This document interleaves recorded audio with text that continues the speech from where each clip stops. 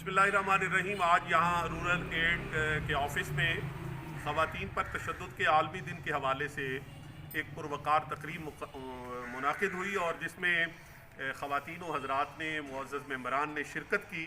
یہاں پہ اسلام کا نقطہ نظر اور مسیحیت کا نقطہ نظر اور تمام مذاہب کا نقطہ نظر پیش کیا گیا کہ کوئی بھی مذہب عورت پر تشدد کی اجازت نہیں دیتا۔ عورت معاشرے کا قابل قدر سرمایہ ہے اور حصہ ہے۔ نبی کریم صلی اللہ علیہ وآلہ وسلم نے عورت کو بحیثیت ماں، بحیثیت بیوی، بحیثیت بہن، بحیثیت بیٹی قابل قدر بنایا ہے۔ معاشرے میں اگر امن، سلامتی اور سکون چاہتے ہیں تو عورت پر تشدد کی روک تھام ہونی چاہیے اور اس کو وہی عزت ملنی چاہیے جو پیغمبر آخر الزمان صلی اللہ علیہ وآلہ وسلم نے اور اسلام نے اسے عطا فرمایا۔